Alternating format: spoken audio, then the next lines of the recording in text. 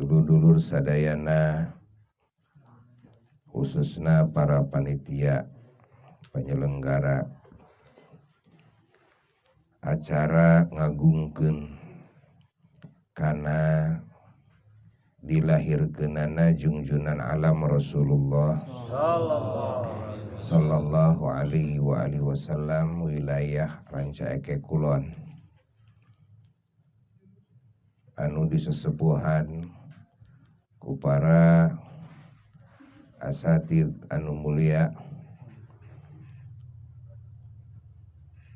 Alhamdulillah abuya kalintang bingah ku ayana ieu kegiatan anu insyaallah ieu kegiatan bagian tina perkara anu matak ngabingahkeun manah junjunan alam Rasulullah sallallahu alaihi wa alihi wasallam, di mana junjunan urang parantos ngaraos bahagia, maka urang sadayana gaduh harapan kengeng perhatian khusus, kengeng doa, kengeng pertulungan, kengeng welas asih ti junjunan alam Rasulullah sallallahu alaihi wa alihi wasallam.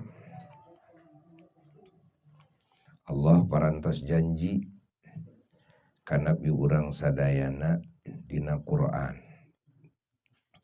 A'udzu billahi minasy syaithanir rajim. Bismillahirrahmanirrahim. Wala saufa yu'tika rabbuka fatardha. Sadaqallahul aliyul azim. Dawuhan Allah, pangeran hidup pasti bakal maparinkeun ka hidup kana sagala hal anu dipikaridho ku hidup. Ieu janji Allah anu ku Allah Ta'ala dipublikasikeun dina dawuhanana dina Quran. Janten Nabi urang sadayana sallallahu alaihi wasallam kengeng kedudukan maqamul ata, eta kedudukan paparin Allah anu teu aya hinggana,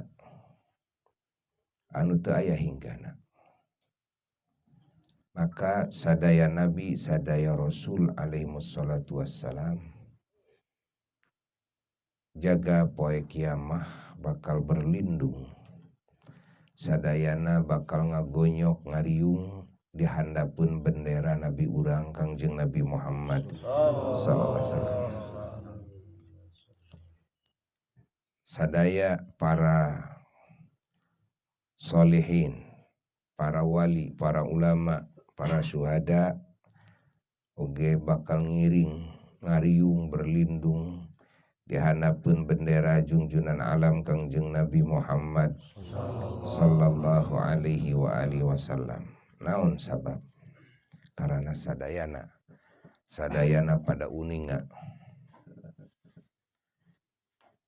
yen Nabi urang sadaya sallallahu alaihi wasallam adalah satu-satuna kakasih Allah anu dipaparinan kedudukan tertinggi dina titik-titik terpenting.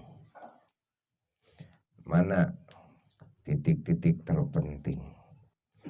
Hiji titik terpenting teh adalah syafaat, yakni pembelaan, yakni kekuasaan tiasa melaan batur kalawan jumlah anu teu aya bilanganana, kan, secara total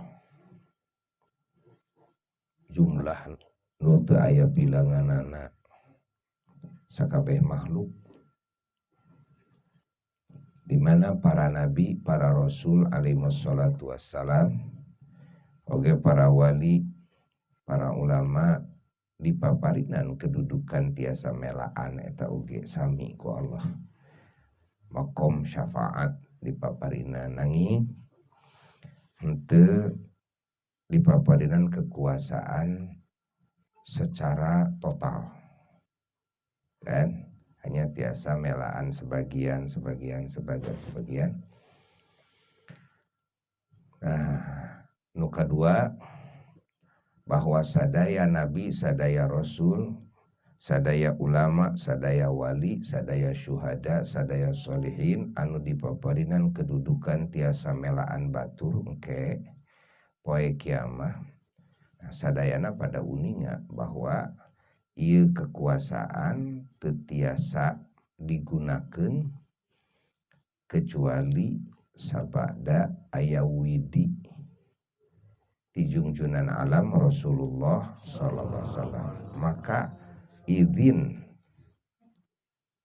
ti nabi urang sadaya kasadaya nabi kasadaya rasul alaihi wassalatu wassalam, kasadaya wali kasadaya ulama kasadaya syuhada kasadaya salihin, ye izin mangrupakeun makom syafaat anu teu dimiliki ku sahabai makhluk Allah.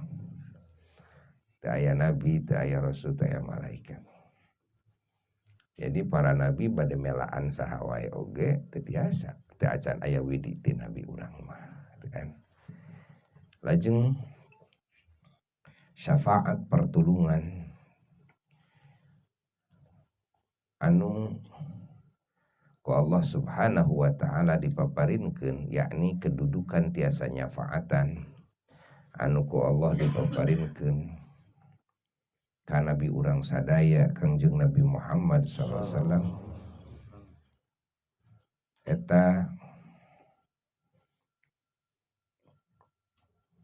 melebihi kekuasaan dina nyafaatan dina melaan tinimbang sadaya nabi sadaya rasul anu sanesna.